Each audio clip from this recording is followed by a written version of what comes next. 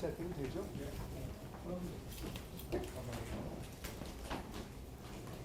그냥 앉아 계세요. 앉아.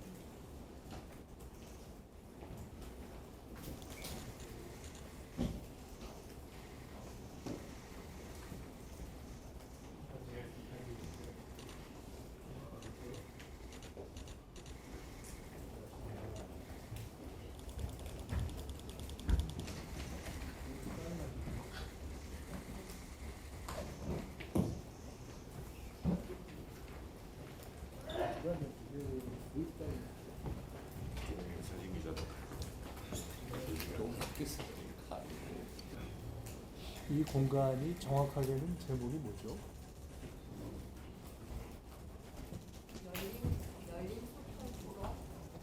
열린 소통 공간.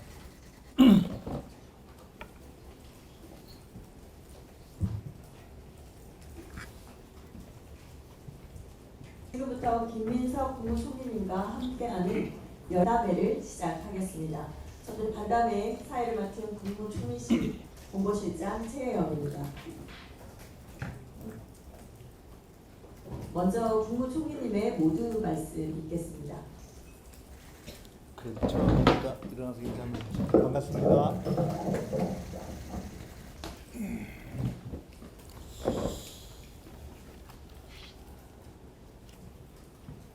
오늘 첫 기자간담회에 함께해 주신 우리 언론인 여러분께 먼저 반갑다는 인사 말씀을 드리겠습니다. 국가 대전환의 시기에 대처하지 못하고 내란으로 악화일로에 빠져있던 시간을 빛의 혁명을 통해서 저희들이 첫 극복을 시작했습니다.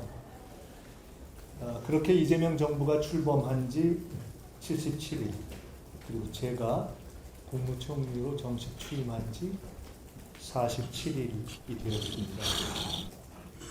인수위원회도 없이 내각도 완비되지 않은 상황에서 당면한 현안에 대응하면서 민생, 정치, 외교를 정상화하기 위해서 대통령께서는 전력을 다해 오셨고, 비상경제 TF, 추경, 한미 관세 협상 등 대내적으로 여러 현안들에 정말 돌이켜보면 숨가쁘게 대응해 오셨습니다. 그 사이에 3번의 타운홀 미팅도 있었고, 그런 과정들을 통해서 국민의 의사가 국정에 반영되는 국민주권 정부가 첫 걸음을 내디뎠습니다. 대통령께서 3대 국정과제를 안보, 질서, 민생 이렇게 규정하셨고, 저도 그러한 국정과제를 풀어내는 걸음으로 사고 예방, 에이펙 점검, 공직사회 시스템 점검, 정책 점검 등을 통해서 시작하고, 또 사회적 난제를 국민들과 함께 풀어가기 위해서 K-토론 나라 등도 시작했습니다. 이재명 정부의 근 80일, 또 제가 취임한 지 근 50일 되는 시간은 민생의 고통을 덜어내고 다시 성장, 도약하는 나라를 만들기 위한 기반을 다지는 시간이었다고 생각합니다. 이제는 본격적으로 달려야 할 시간입니다. 그러나 앞에 펼쳐져 있는 길은 전례 없이 험하고 가파릅니다. 지금 우리 앞에는 전 세계적인 변화의 소용돌이가, 그리고 내적으로는 경제와 사회의 구조적인 복합 위기가 우리들 앞에 있습니다. 한미 관세 협상은 하나의 시작입니다. 통상 질서의 급격한 변화에 따른 공급망 재편, 첨단 기술 발전에 따른 산업 대전환, 기후 위기로 인한 에너지 전환, 이런 글로벌 경제 질서의 변화와 생산성 하락, 제조업 쇠퇴, 양극화, 인구 감소, 구조개혁, 지체 등 저성장이 고착화된 내적인 만성 질환 상태에 직면해 있습니다.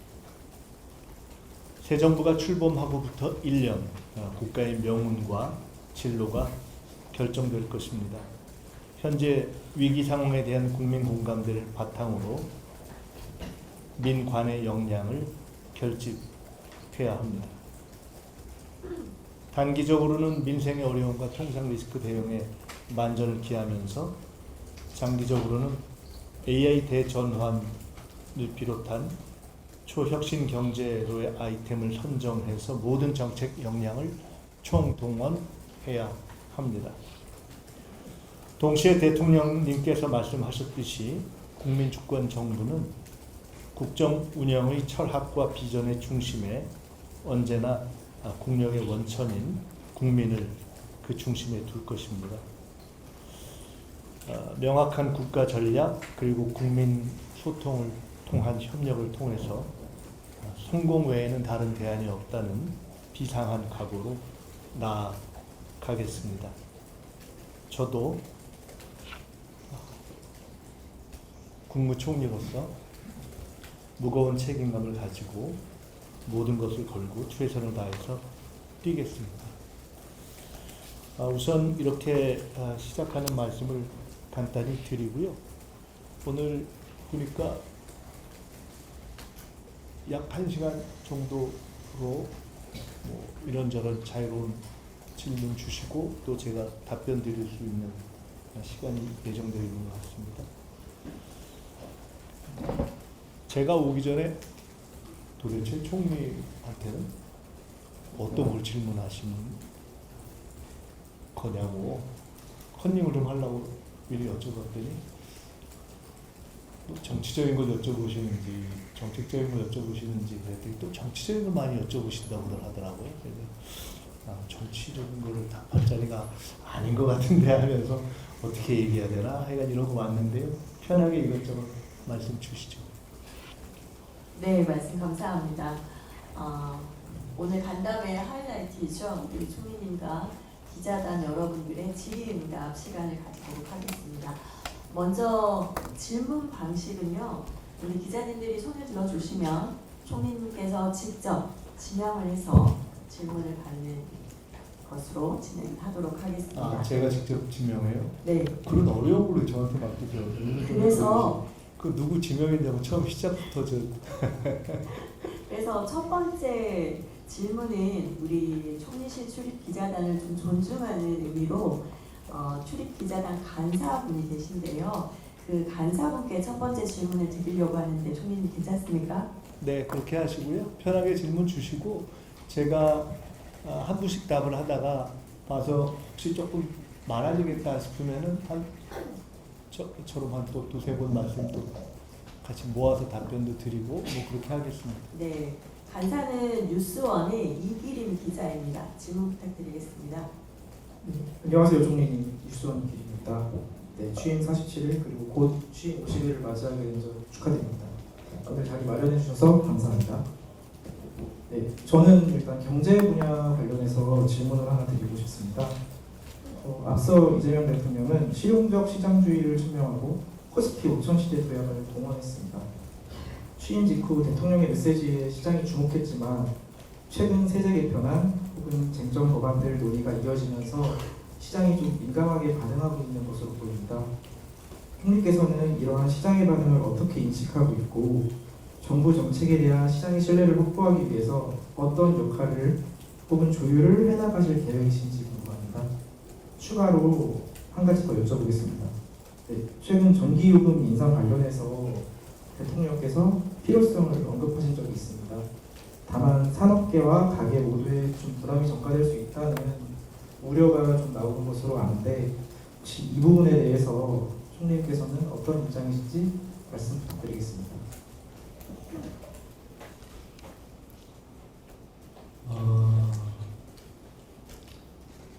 대통령께서 말씀하신 어떤 실용주의와 관련해서 그 이후에 세제 개편 등등 이러저러한 사안들을 거치면서 시장에 민감한 반응이 있다 이렇게 말씀 주셨는데요. 대통령님뿐만 아니라 정부 전체가 특히나 경제부처가 말씀 주신 시장의 반응을 면밀하게 지켜보고 있습니다. 다양한 목소리도 듣고 있고요.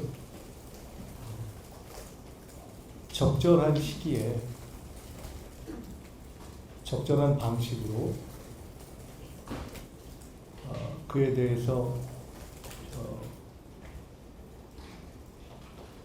더 나아간 어떤 생각들을 해야 할 상황이 올 것인지 이런 것들을 포함해서 지켜보고 있다는 말씀을 드립니다.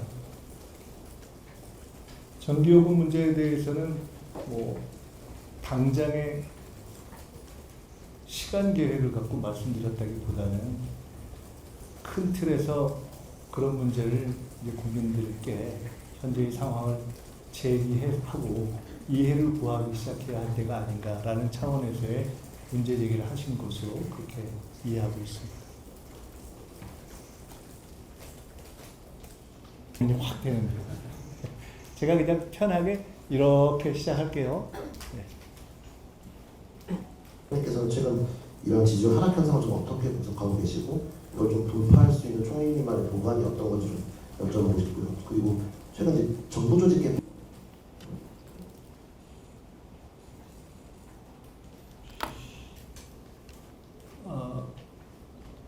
질문을 시작하시면서 여당 대표 취임 2주 만에 이렇게 말씀하셨는데 그건 꼭 무슨 인과관계를 국면과 설정해서 말씀하시는 것 같아서 그것은 꼭 맞지는 않는 것 같고요.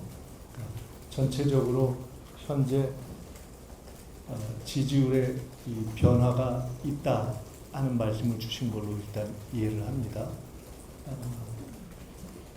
결국 처음으로 돌아가서 생각을 해보면 국민들께서 국민주권정부에 원하신 것은 한편으로는 내란을 극복하고 또 한편으로는 중도실용 또는 실용의 관점에서 민생과 경제를 살려라 라는 두 가지 명확한 이 요구를 주셨다고 생각합니다. 그것이 이 정부가 시작할 때 받은 절대 과제입니다. 그것을 일관되게 시행해 가는 것 외에 다른 왕도는 없다. 이렇게 생각합니다. 대통령께서 늘 말씀하시는데 결국 이 정부에 대한 최종 평가는 이 정부의 임기가 끝나는 날 어떻게 국민의 삶이 나아졌는가를 중심으로 국민들의 평가를 받는 것이다 라는 말씀을 늘 하십니다. 저희도 그런 관점에서 보고 있다 하는 말씀을 드립니다. 조직 개편은 오늘 시점에서 제가 드리기는 조금 적절치 않은 것 같습니다. 국정기획위원회에서도 여러 논의가 있었고 다양한 논의가 있었는데 그런 논의의 대략의 방향 이런 것들은 이미 지난 대선 시기에 대선 공약 등등을 통해서 대통령이나 현 정부가 가지고 있는 대략의 방향에 대해서는 이미 국민과 언론은 상당히 알고 있는 것인데 그 부분을 국정기획위가 정리되는 단계에서 표현하지 않은 것은 이것을 어떤 시기에 어떤 방식으로 풀어가는 것이 좋을지에 대한 조금 더 숙고가 필요한 측면으로 그렇게 되었기 때문에 오늘 이 시점에서 그 대략 이미 알고 계신 방향을 참고하시면 될 것이다 라는 것 외에 구체적인 시기와 어떤 방법에 대해서 말씀드리는 것은 오늘은 제가 안 하는 것으로 하겠습니다.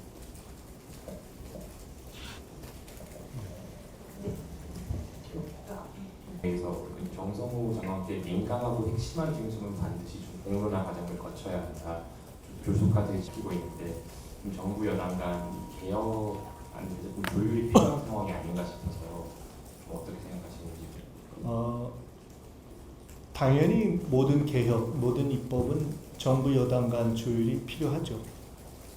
근데 더 근본적으로는 국민들의 충분한 이해와 공감을 얻는 것이 더 근본 문제라고 생각합니다. 대통령께서 법무부 장관에게 말씀하신 것은 어떠한 쟁점이든지 그 쟁점을 소수의 몇 사람이 아니라 국민들에게 충분히 쟁점이 무엇인지를 공유된 상태에서 그런 과정을 거쳐서 풀어갔으면 좋겠다라고 말씀하신 것입니다. 검찰 개혁의 필요성, 과거 정치 검찰의 많은 문제점, 그리고 큰 방향으로서 기소와 수사가 분리되어야 한다는 큰 방향, 이런 것은 이미 누차 대선 공약 등을 포함해서 제기가 되었고, 또 그것을 실현할 것이라는 대통령님을 포함한 정부 여당의 의지도 누차 확인이 되었고, 그에 대해서 아마 어떤 변동이 있을 것이다 라고 생각하는 분들도 별로 안 계실 것이고, 아마 그렇게 기대하는 분들도 별로 없지 않을까 생각을 합니다. 큰 대로는 어찌 보면 정해져 있는 것입니다. 그 대로는 흔들림 없이 진행될 것입니다. 그것이 정청래 대표가 최대한 빠른 시기에 빠른 속도로 그것을 진행해 가겠다라고 말씀하신 것이다, 이렇게 생각을 합니다. 다만 실제로 그 사안들을 이렇게 하나하나 놓고 보니 관련되어 있는 뭐 대부분의 개혁 과제가 그렇듯이 이슈들이 많고, 또 딱 어떤 개혁이냐 아니냐로 구분하기는 어려운 사안의 이슈들도 상당히 있어서, 그런 부분들에 대해서는 제가 지금 확인을 해보니 어떤 경우는 민주당 내에서도, 어떤 경우는 검찰개혁을 상당히 강조해서 주장했던 민주당과 조국혁신당 간에도 의견이 다른 내용들이 상당히 존재를 하는 것을 발견하고 있습니다. 그래서 두 측면으로 저희들이 큰 대로는 확고하게 간다. 다만 그 과정에 이렇게 중요한 일을 국민이 보실 때 조금 졸속하거나 엉성하게 간다라는 생각이 드시지 않도록 꼼꼼하게 가는 것이 좋기 때문에, 한편으로는 정부 여당 간에, 또 한편으로는 검찰개혁을 주장해온 각 정당 간에 조율할 시간을 충분하게 갖는 것이 좋겠다고 보고 있는 것이고요. 어제도 제가 관련 장관님들하고 이 얘기를 좀 했습니다. 그래서 가장 많이 논의를 한 것은 어떻게 이 문제에 대한 국민들에게 충분히 알리는 과정을 설계할 것인가 하는 논의를 좀 했습니다. 그러니까 통상적으로는 국회에서의 그 입법 과정을 둘러싼 토론도 있는 것이고요. 뭐 필요하다면 공청회 등도 있는 것 아니겠습니까? 정부가 그것을 주도하진 않겠지만 이런 논의를 하는 과정에서 가급적 그런 토론이 국회를 중심으로 해서 좀 충분하게 이루어지도록 하는 그러한 과정을 거치도록 하는 것이 필요하겠다, 이런 생각을 가지고 있다 하는 말씀을 드리겠습니다. 네. 이쪽으로 한번 넘어갈게요.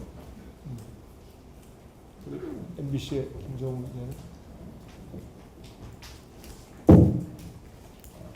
총리님 안녕하십니까. MBC 김정은 기자입니다. 지금 검찰개혁 관련해서 질문이 계속 나오고 있는 게 아무래도 이번 정부의 주요 과제이다 보니까 궁금한 점이 많은 것 같은데요. 특히 국가수사위는 총리 산하에 신설되어야 한다는 의견과 옥상 구조라는 우려가 동시에 제기되고 있는데 현재 진척과 별개로 총리님께서 어떻게 이 사안에 대해 생각을 하시는지 궁금하고, 아까 국민들에게 충분히 알리는 과정에 대해서 국회 토론회나 공청회에 언급하셨는데 따로 이제 국민들에게 이 상황을 알릴 수 있는 어떤 자리를 모색하는 방안을 좀 고민하시는지 여쭙습니다.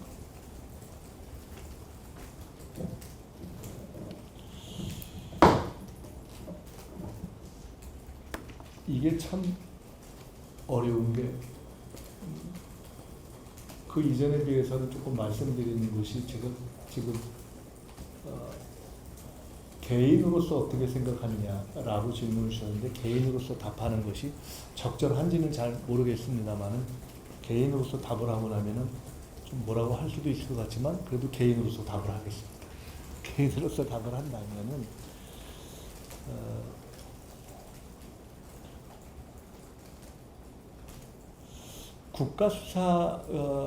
국가수사위원회가 한편으로는 이 검찰의 기소 기능과 수사 기능을 분리했을 때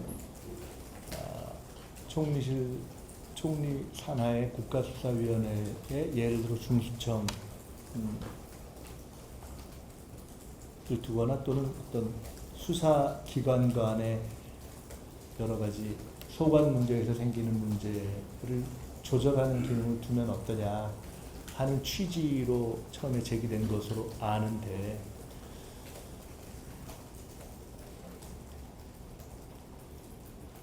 그야말로 개인적인 의견으로는 총리 산하에 굉장히 다양한 기능이 많은데 그야말로 기관 간의 어떤 조정 외에 실질적인 수사와 관련한 문제를 재검토하거나 보완하거나 지휘하는 기능까지를 위원회 체계에서 과연 효율적으로 얼마나 잘 할 수 있을 것인가에 대한 고민이 저 스스로는 좀 풀려야, 그것이 풀릴 때 저도 이렇게 국가수사위원회 체제로 총리 아래 두는 것이 타당하겠구나. 그러니까 국가수사위원회가 제기되는 취지는 충분히 이해하지만 이것이 실제로 그런 위원회 체계로 기능하겠구나 라는 확신을 아직은 제가 못 갖고 있는 상태다. 개인적인 의견을 물으셨으니까. 근데 이제 보면은 가령 중수청을 법무부 또는 뭐 행안부 어느 산하에 두느냐 하는 문제와도 연동해서 관련되는 문제이긴 한데요. 그런 여러 가지 문제의 해법의 하나로 국가수사위원회가 애초에 안으로 제기되어 있는 것이고, 그 굉장히 유의미하다. 다만 실제로 그것을 그 총리실 하나에 둘 수도 있다는 입장에서 제가 보면서는 이것이 위원회 차원에서 얼마나 실질적으로 기능을 하게 될 것인가 라는 문제에 대해서 좀 고민이 된다. 그래서 생각을 좀 깊이 해보고 있다. 이런 것도 하나의 토론의 영역이 될 수 있겠다. 이렇게 생각을 합니다. 아까 어떤 방식의 토론이 있을 수 있겠냐라고 질문을 주셨는데요. 역시 가장 적합한 방식은 그래도 입법을 주로 담당해야 될 국회를 중심으로 토론의 형식을 다양하게 만들고 거기에 정부가 의견을 내는 방식이 제일 적절하지 않겠는가 이렇게 생각하고 있습니다. 꼭 그것이 경우에 따라서는 국회 토론회나 공청회가 아니더라도 국회에서 국민들이 보다 더 폭넓게 참여하는 국민 토론회 형식 같은 것들도 취할 수 있지 않겠습니까? 그래서 하여간 그러한 그 토론 과정을 거치는 것이 필요하다 이렇게 봅니다. 그것이 이 검찰개혁의 속도 문제와 어떻게 연결될 것인가와 관련해서는 정청래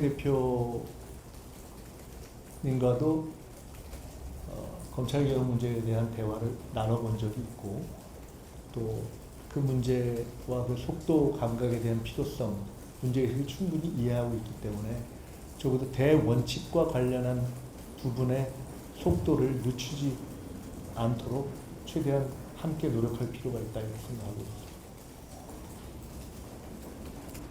검찰개혁 속도 관련해서 방금도 총리님 말씀하셨는데 아까 또 충분한 시간 가지셔야 된다고 말씀하셨고 이에 대해서는 총리님 어떻게 생각하시는지 이렇게 조율 과정에서 이거를 다 꼭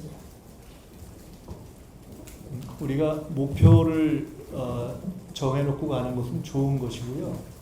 당은 검찰개혁에 대한 어떤 사명감이 있고 입법에 대한 책임감이 있기 때문에 이것을 추석 전까지 입법이 다 마무리될 수 있도록 최대한도로 준비하고 뛰겠다 하는 그런 의지를 표현하시는 것이 자연스럽고 이해할 수 있는 일이다 이렇게 생각을 합니다. 다만 국민들께서 제일 관심을 가지시는 핵심 문제, 수사와 기소의 분리 등과 같은 이런 핵심 문제를 정리하는 과정에서 혹시 남아있는 보다 더 정교한 시행을 위해서 조금 더 면밀하게 봐야 될 대목들이 생긴다면 그런 정도의 조정은 충분히 있을 수 있는 것이 아닌가 생각하고 있습니다. 그 당에서 말씀하신 대원칙도 제가 말씀드린 큰 어떤 수사기소 분리 등과 같은 검찰개혁을 요구하고 있는 국민들의 요구와 관련된 대원칙을 적어도 추석까지는 마무리해야 되겠다라는 취지를 말씀하신 것으로 저는 그렇게 이해하고 있습니다. 따라서 이거 하나 따라서 가급적 빨리 여러 쟁점들에 대한 가장 핵심적인 쟁점과 또는 부수적인 쟁점들에 대해서 충분히 이렇게 드러나는 것이 좋다고 보고요. 그 쟁점들이 큰 쟁점이 정리된 이후에 나머지 쟁점들이 연동해서 쉽게 하나하나 풀리네 하는 국면이 되면 그것은 아까 말씀하신 것처럼 완전히 그야말로 최종적인 아주 실무적인 마무리까지도 속도가 더 붙을 수 있는 것이고 그러니까 근본 문제를 정리하고도 혹시 남아있는 이러저러한 조금 더 실무 기술적인 입법 문제가 남으면 그 시간은 약간 조정 가능성도 있는 것이고 그렇기 때문에 지금 딱 이 시점에서 제가 말씀드린 것 또는 대통령님께서 말씀하신 어떤 충분한 논의 이런 것이 무조건 시간을 더 뒤로 늦춰야 한다. 시간을 더 가져야 한다라는 뜻으로 해석될 필요는 없다 이렇게 생각을 합니다. 아직 시간이 있지 않습니까? 네. 진주 과정에서 웨스팅하우스와 불평등 계약을 맺었다라는 보도가 나왔는데요. 여쭤보고요. 향후 이 문제와 관련해서 정부 차원에서 큰 영향을 미치는 인물로 보도가 있었습니다. 혹시 총리께서 천부적인 표현을 많이 쓰셨는데 혹시 대통령과 인사나 정책 과정에서 체코 원전 관련한 부분은 보도로도 되어 있고 당연히 관심을 가지고 있습니다. 그 이전부터도 둘러싸고 이러저러한 문제가 제기되어 있던 것을 알고 있고요. 특별히 보도가 나온 이후에는 특별히 더 관심을 가지고 일단 정부 내부에서 이에 대한 명확한 진상, 상황 파악에 이미 들어가기 시작한 것으로 알고 있습니다.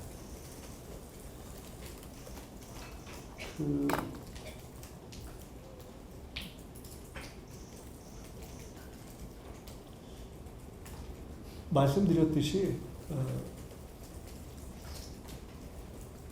저는 총리는 기본적으로 정부 내에서는 여러 가지 상황을 조율하는 측면이 있고 대통령과의 관계에서는 기본적으로 참모장의 역할이 있다 이렇게 생각하고 있기 때문에 조금 전에 말씀 주신 취지는 주로 어떤 분야에 관해서 의견을 나누고 있냐 또는 건의를 드리고 있냐 이런 것인데 그렇게 나누기가 조금 어렵다. 종합적으로 말씀을 나누고 또 종합적으로 말씀을 나누면서 그때그때 다양한 의견을 나누기도 하고 하기 때문에 그걸 딱 좀 구분해서 말씀드리기는 어려운 것 같습니다.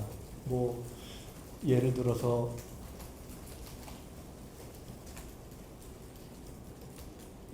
가령 뭐 미국과의 관세 협상 이런 것을 할 때 제가 우연히 그 이후에 마스가 프로젝트라고 이야기된 한국과 미국과의 향후 관계에 있어서 해양, 조선 협력 분야가 매우 중요하다라는 말씀을 주신 신동식 회장님, 전에 그 과거 박정희 정부 때 첫 경제수석을 하셨던 분, 그분을 우연히 소개받고 뵙고 굉장히 의미가 있다라고 생각돼서 이런 부분에 우리가 주목하는 것이 굉장히 중요한 전략적 포인트가 될 수 있겠다라는 말씀을 어떤 자리에서 드렸던 것이 7월 초 같은데, 뭐 예를 들어서 딱 그것 때문에 우리 정부가 어떤 미관세 협상에 있어서의 첫 아이디어를 거기서 얻기 시작했다, 이렇게 얘기하기는 어려운 것 아니겠습니까? 저는 그 외에도 대통령님께서 여러 정보를 여러 가지 경로로 취합하고 계시기 때문에. 그런데 이제 돌이켜 보면 꽤 이른 시기 아니었습니까? 아마 우리 언론인 여러분들도 아시겠지만은 제가 K토론나라라는 것을 해서 비교적 빨리 총리의 인터뷰라는 형식으로 그분을 모신 것도 꽤 앞섰고, 그러니까 비교적 또 가령 그런가 하면 AI 등과 관련한 해외 인재를 유치하는 것, 해외에 있는 인재 또는 우리 인재가 해외로 나가지 않게 하는 것이 우리가 AI와 관련된 어떤 여러 가지 일을 하는 데 있어서 사실은 가장 결정적일 수 있는 것 같다 라는 말씀을 드린 것도 제가 대통령님과의 주례보고 회동의 첫날 첫 번째 드렸던 말씀인 것 같습니다. 근데 지금 이런 말씀들이 다 돌이켜보면 그 해양조선 협력 문제도 그렇고 이런 것이 다 날짜로는 거의 7월 3, 4일 정도 되는 것 같은데 거의 아주 초기였던 것 같습니다. 그러니까 이렇게 그냥 그때그때 생각나는 것들을 이렇게 말씀을 나누고 그런 인식을 교류하고 하는 방식으로 대화가 진행되고 있기 때문에 딱히 어느 시기에 어떤 건의를 어떤 분야에 걸쳐서 한 것이 주요했다 이렇게 얘기하기는 저도 사실은 좀 판단키가 어렵습니다. 아마 대통령께서는 저뿐만 아니라 굉장히 다양한 정보를 취합해서 거기서 판단을 하고 계신 것이 아닐까 이렇게 생각합니다. 다만 저는 말씀드렸듯이 그때그때 판단되는 것 또는 시중에서 들은 이야기 중에 국가 전략적으로 의미가 있겠다라고 생각하는 것도 가급적 좀 디테일에 관련된 것보다는 큰 흐름에 관련된 것을 말씀드리는 것이 총리의 임무 아닌가 이렇게 생각을 해서 가급적이면은 각 부처에서 건의드릴 수 있는 개별적인 내용보다는 큰 국면, 큰 흐름과 관련해서 좀 의미가 있겠다 싶은 것 중심으로 말씀을 나누는 것이 좋겠다 이렇게 생각하는 하고 대화를 해오고 있습니다. 지금 그 당에 있을 때에도 그랬고 하여간 뭐 그러한 맥락으로 말씀드리고 있다 이해해 주시면 되겠습니다. 네, 되죠. 근데 오늘 이제 김정은 위원장이 한미훈련에 대한 적대적 의사 표현이다 이렇게 규정했습니다. 얼마 전에 김여정 부부장도 마찬가지로 부정적인 의견을 표시했고요.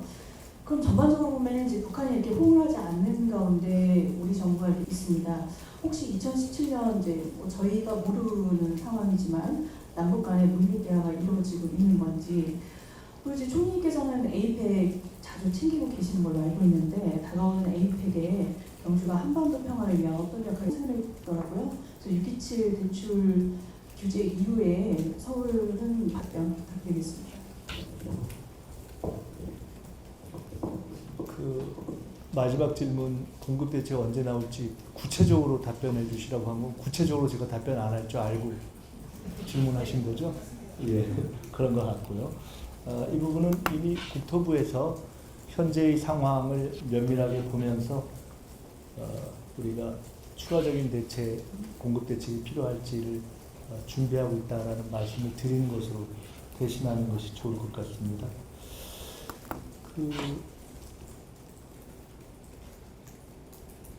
북한과의 관계에 대한 것은 이미 기자님께서 답을 주신 것 같습니다. 왜냐하면 북한이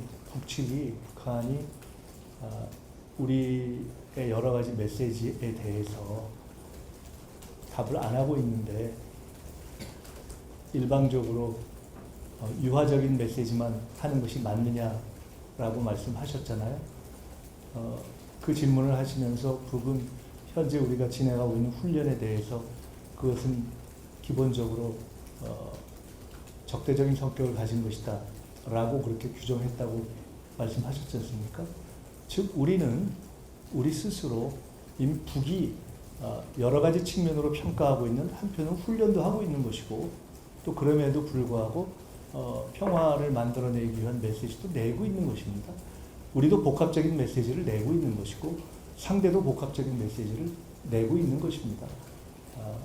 어떻게 남북관계에서 하나의 단일한 메시지만 내겠습니까? 지금까지도 그렇지 않았고 앞으로도 그렇지 않고 우리는 현재도 안보를 단단하게 지키면서도 또 평화를 유도할 수 있는, 조성할 수 있는 그러한 메시지를 내도록 노력하고 있다, 이렇게 이해해 주시면 될 것 같습니다.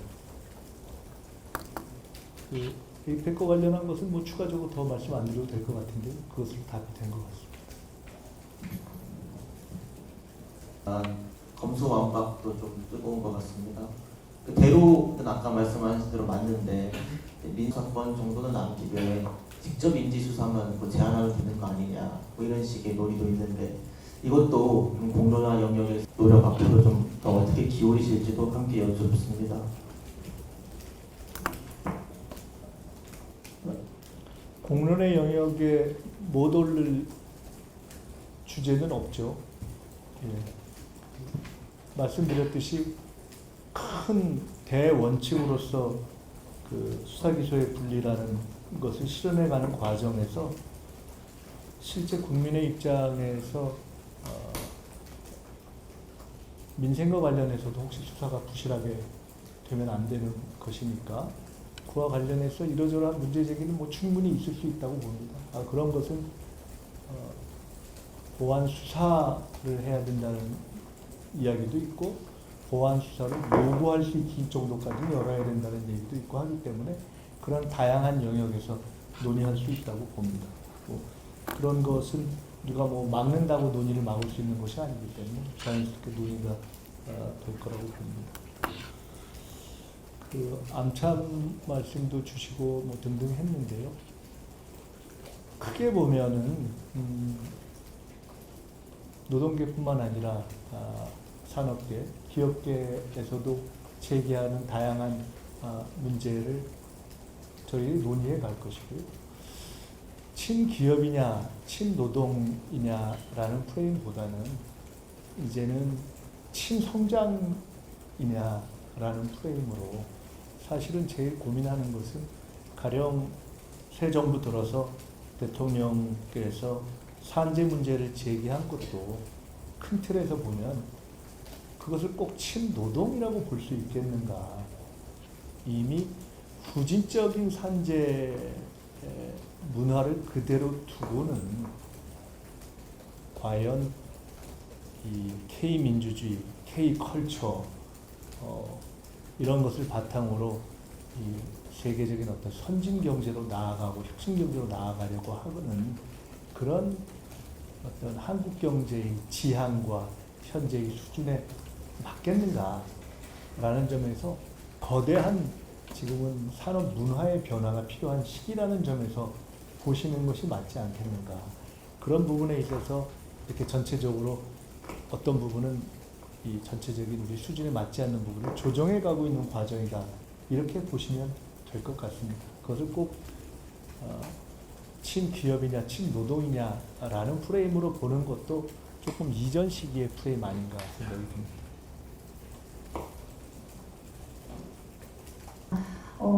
아까 이제 대통령과 좀 이런저런 말씀 나누신 점도 긍정적인 여론이 좀 많은 것 같아요. 과거 이력이나 어떤 행적을 좀 봤을 때 그런 평가가 나오고 있는데, 좀 총리님께서도 그런 인사 과정에서 아무래도 좀 국무위원 제청권이 있으신 만큼 좀 의견을 주신 게 있는지, 또 어제 그 여가부 장관 후보자께서 이제 그 차별금지법 제정의 필요성에 대해서 좀 언급을 하셨는데, 총리님께서도 후보 시절에 좀 관련에 대해서 의견을 좀 표현하신 적이 있으시지 않습니까? 지금은 좀 어떻게 좀 보시는지 궁금합니다. 여가부 장관님의 여러 가지 좋은 어떤 덕목에 대해서 저희들이 이해가 있고요. 또 그런 검증도 있었던 것으로 알고 있고, 그리고 차별금지법 문제에 대해서는 제가 개인적으로나 또는 대선 시기에 대통령님께서 밝혔던 입장이나 또는 저희 정부, 그리고 아마 민주당에서도 대략의 기조로 잡고 있는 사회적인 대화를 통해서 이 문제는 풀어가야 한다라는 선의 과거도 지금도 변화는 없습니다.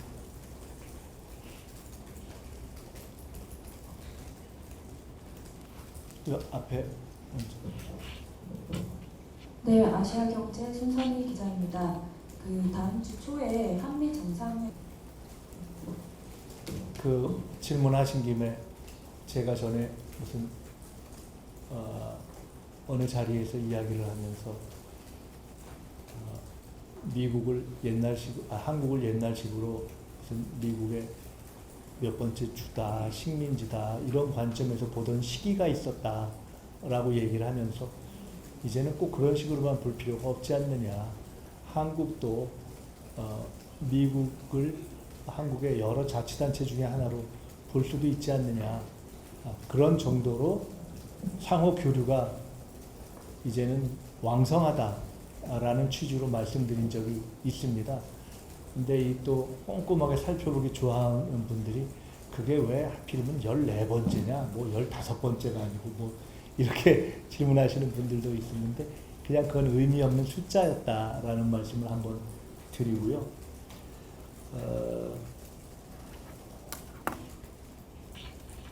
큰 틀에서 말씀드리면은 어제도 제가 어떤 미국 분들하고 좀 대화를 나눌 기회가 있었는데, 아주 제가 평소에 드리는 말씀 똑같은 취지를 그분들이 말씀을 하시더라고요. 이제는 한국이 미국의 리틀 브라더가 아니다. 이제는 파트너이다.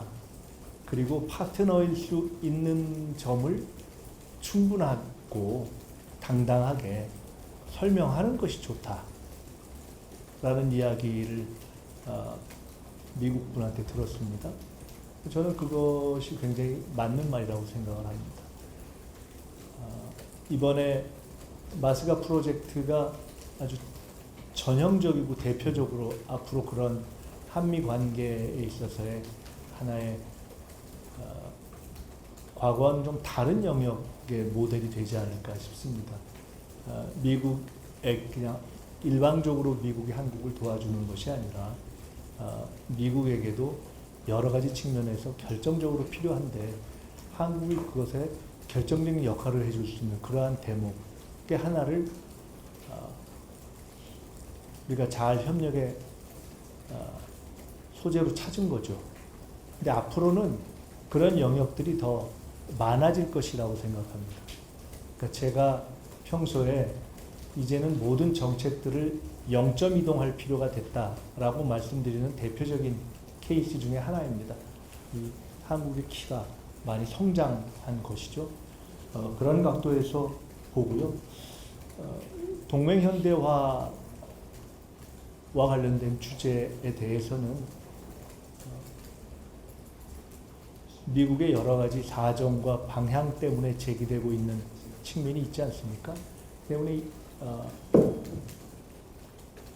그 자체는 이미 제기되고 있는 논의이고 우리의 또 필요는 따로 있는 것이고 우리의 사정과 필요가 있는 것이고 그에 맞춰서 이제 하나하나 논의를 이제 시작해 가면 된다.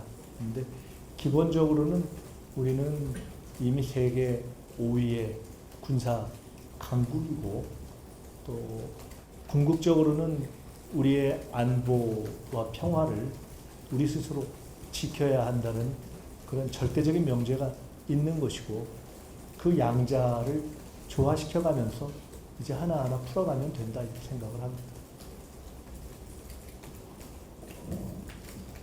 그에 대한 제 개인 생각을 밝히는 것은 오늘은 좀 적절치 않은 것 같습니다. 왜냐하면 이러저러한 한미 정상회담을 앞두고 의제와 관련한 영역은 그건 이제 대통령님께서 정상회담에서 다뤄야 될 영역이기 때문에 제가 답을 하는 것 자체가 그 의제와 연동된 것처럼 지금 보일 수 있는 면이 있어서 그건 제가 다른 기회에 제 개인적인 의견을 말씀드리는 것이 적절한 것 같습니다. 양해해 주시면 좋겠습니다.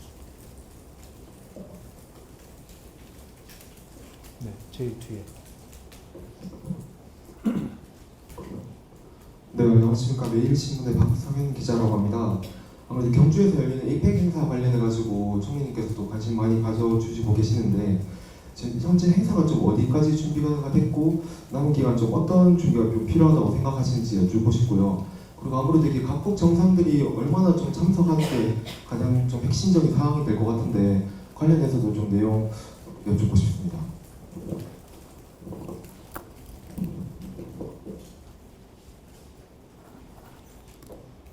그 외교 쪽의 관례로는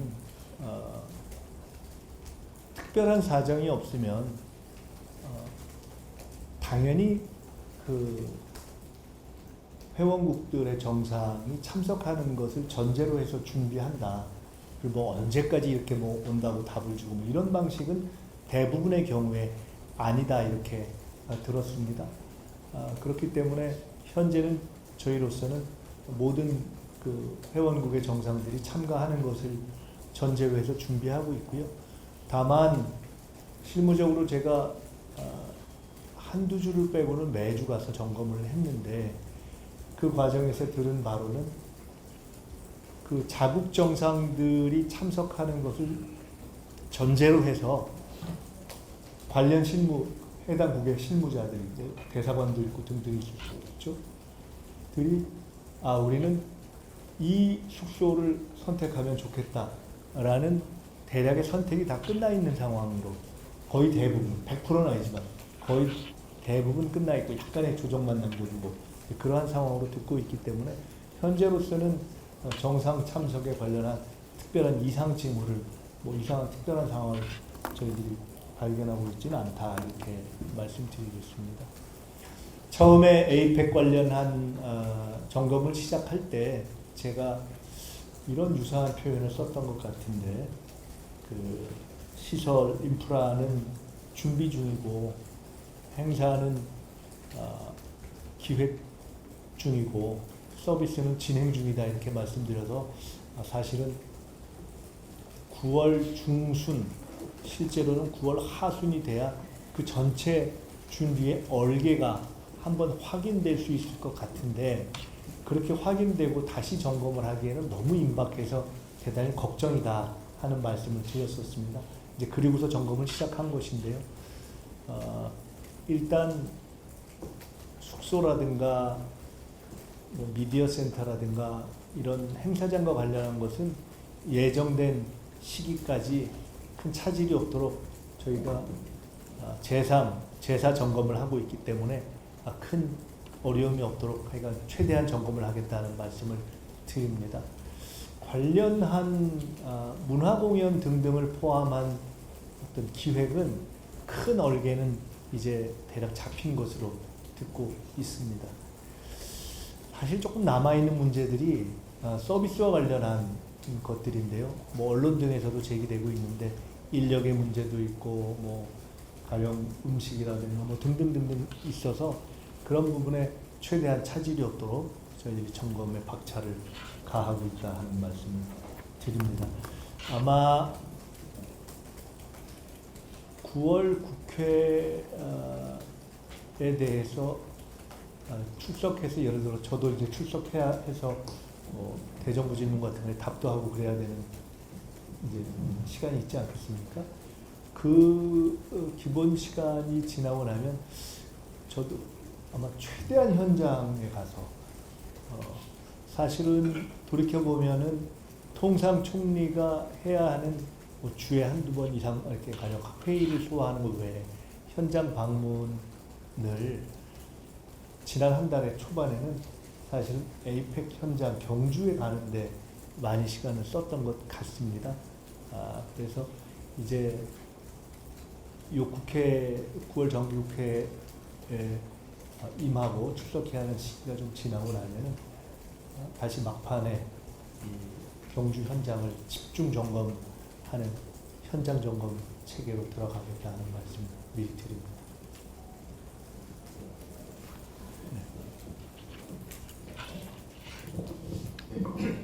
TV조선의 지성훈 기자라고 합니다. 크게 두 가지 좀 여쭤보고 싶은데요. 임기의치법에 대해서는 사실은 정당 소속 정파를 막론하고 국회에서 이러저러한 제기가 그 사이에 많이 있었던 것 아닙니까? 그렇기 때문에 저는 개인적으로는 뭐 그것은 충분히 의미 있는 문제 제기이다. 그래서 그렇게 생각을 하고 있고요. 국회 차원에서 그게 발의가 되고 한다면 그건 충분히 그때 논의하면 되는 문제다 이렇게 생각을 하고 있습니다. 그 홍보 효율화 방안에 대해서는 가장 크게 논의가 된 것은 이 전체적인 미디어 환경 또는 어떤 국민들이 다양한 방식으로 언론에 접하는 그러한 큰 흐름, 이 변화한 그런 새로운 어떤 언론 문화 환경에서 또 온라인이라든가 이런 것의 비중이 높아진 환경에서 어떻게 효율적으로 정보를 잘 전달하는 것이 좋겠나, 어떻게 적극적으로 그런 온라인 미디어 환경을 통해서 국민들께 정책 정보를 전달하는 것이 좋겠나 하는 논의를 제일 많이 했습니다. 예, 그것을 제일 많이 했고요. 지금 말씀 주신 것처럼 어떤 허위 정보, 그 질문만 놓고 이해한다면 허위 정보 뭐 이런 것에 대해서 혹시 불이익이 있는 거 아니냐라는 질문은 제가 이해를 잘 못하겠는데요. 왜냐하면 허위 정보나 고의적인 어떤 허위 정보가 있으면 불이익이 있는 것이 자연스럽다고 생각하는 것이 당연한 거 아니겠습니까? 그래서 뭐 그에 대해서 제가 따로 더 드릴 말씀은 없을 것 같습니다. 네, 기자님들 벌써 1시간이 다 되도록 하겠습니다. 이렇게 하시죠. 시간이 원래 1시간 하는 거니까 지금 손 드셨던 분들만 그냥 간단하게 말씀 주시면 제가 종합해서 말씀을 드리고 마무리하는 것으로 한 서너 분밖에 안 되는 것 같으니까 갑자기 5분으로 늘어나요. 일단 손 드셨던 분들만 그냥 딱 여기서 멈추면 4분인 것 같습니다. 4분 말씀 간단하게 주시죠. 제가 종합해서 다 혹시 못 드리면 이렇게 뭉뚱그려서라도 말씀을 드리겠습니다. 네, 질문입니다. 저 세법 개정안에 담긴 주식 연소세 대주주 기준 강화 관련해서 질문 드려보려고 하는데요. 민주당에서는 아시다시피 대주주 50억 유지하고 있고 정부와 기재부 등에서는 정부 안을 그대로 추진하겠다는 입장인 걸로 알고 있습니다. 지난주 고위당정협의회에서도 아직 결론을 못 냈는데 세법 개정안이 시행령이라 해도 논의 과정이 좀 길어지다 보면 자칫 시장에 잘못된 신호를 줄 수 있지 않을까라는 생각도 드는데 총리님께서는 어떤 입장이신지, 그리고 당정간 결론을 내야 네, 쭉 모아서 하시죠. 뭐 그다음 또 소비 쿠폰이 지급되고 사용되고 있는데 교육재정 부분 관련해서 하나 좀 여쭙습니다. 2010년대 후반부터 사실 정권 관계없이 이 감축 중심의 이런 개편 필요성에 대해서 좀 어떻게 생각하시는지, 논의가 시작이 된다면 언제쯤 시작될 수 있을지 설명 부탁드립니다. 총리님, 저 MBN 김세희 기자입니다. 저 정말 간단한 질문인데요. 당장 이번 주 이치가 방한할 것으로 예상이 되고 있고 지금 상당히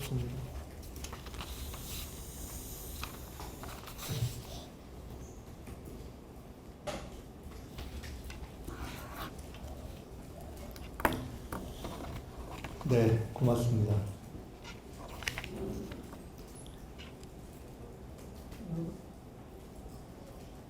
세법상의 대주주 기준과 관련해서는 아까도 말씀드렸듯이 시장의 반응을 면밀하게 보면서 필요한 판단을 더 해야 될지 지켜보고 있다, 이렇게 말씀을 드렸습니다. 그대로 이해해 주시면 될 것 같습니다. 그대로 이해해 주시면 될 것 같고요. 소비 쿠폰에 대해서는 과거의 그 소비 쿠폰의 어떤 경제적 효능, 이거를 판단하고 분석했던 여러 가지 이제 기준들이 있는데, 그것을 수치로 지금 분석하기에는 아직 조금 이른 시기가 아닌가 싶습니다. 다만 실제로 체감으로서나 저희들이 이렇게 듣는 게 있지 않습니까? 정치를 하거나 행정을 하는 사람들은. 그럼 저도 이렇게 거리에 나가서 많이 들으면서 실제로 이것이 굉장히 도움이 되고 있다 하는 그런 말씀을 많이 듣습니다. 문제는 이러한 효과가 더 복합적이고 지속적이 될 수 있도록 어떻게 연결 정책을 잘 만들어낼 것인가 하는 것이 저희의 숙제라고 생각을 합니다. 직장인 든든한 점심밥은 시범 사업으로 아마 내년에 반영을 하려고 그렇게 예산당국에서 검토하고 있는 것으로 알고 있습니다. 지방교육 재정 문제에 대해서는 얼마 전에 제가 국회에 딱 그 관련된 상임위는 아니지만 교육위원장님하고 복지위원장님하고 잠깐 이런저런 얘기를 나눈 적이 있었는데, 이런 문제에 대해서도 논의를 조금 이제는 더 좀 열어놓고 이렇게 해보는 필요가 있겠다라는 말씀들을 나눈 적이 있습니다. 그렇게 하면 될 것 같습니다. 빌 게이츠는 저는 만나기로 되어 있습니다. 예, 만나기로 되어 있고요. 한국에 오시게 되는 과정도 제가 처음부터 좀 알고 있었고, 그래서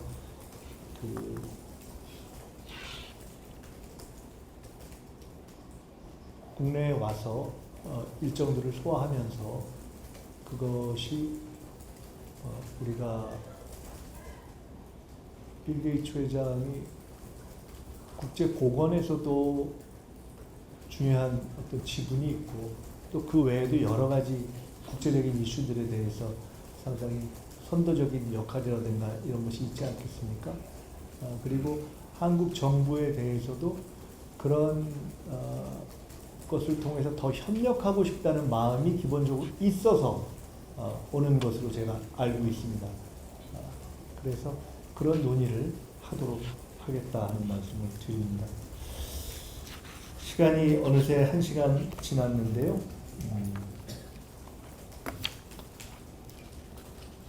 이게 저도 이렇게 하면서 정치인으로서 기자간담회를 할 때보다 되게 어렵네요. 근데 이제 어떤 입장에서 답을 하는 것이 좋을까라는 것들을 저도 생각을 쭉 했고, 앞으로도 아마 계속 하면서 일을 하게 될 것 같습니다. 결론부터 말씀드리면 저희는 성과로 국민들에게 말씀드려야 되지 않겠습니까? 성과로 답하고 또 성과로 국민들에게 말씀드릴 수 있도록 전력을 다하겠다. 그 과정에서 저는 처음에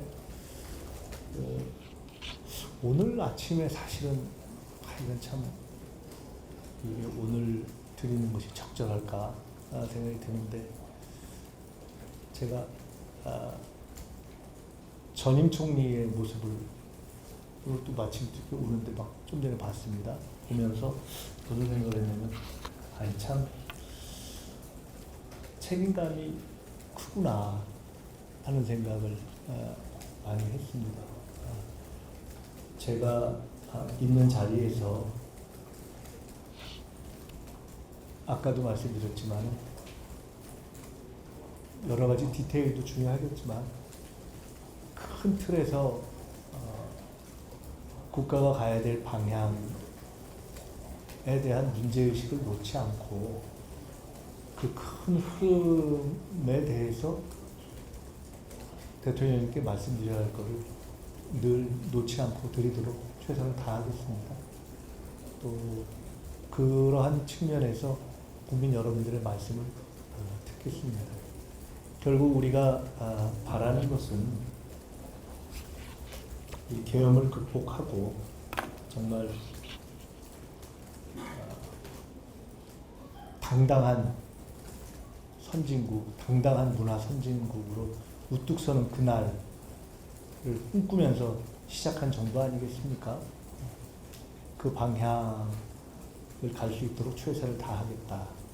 그리고 지금 우리가 해가는 여러 가지 개혁 과제들이 그러한 기틀을 닦을 수 있도록 또 최선을 다하겠다 하는 말씀을 드리겠습니다.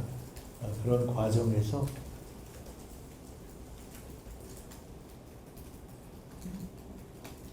전력을 다해서 책임감을 늘 느끼면서 저 스스로를 이렇게 늘 갈무리하면서 최선을 다하겠다는 말씀을 드립니다.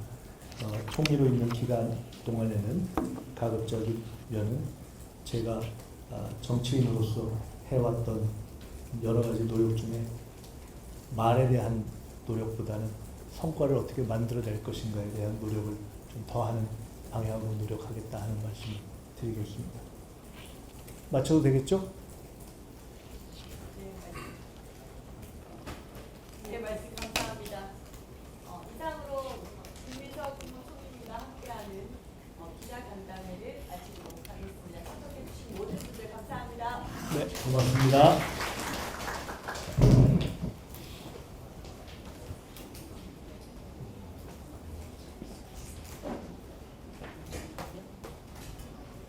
아까 들어올 때 악수했으니까 같이 인사드리러 갈게요. 고맙습니다.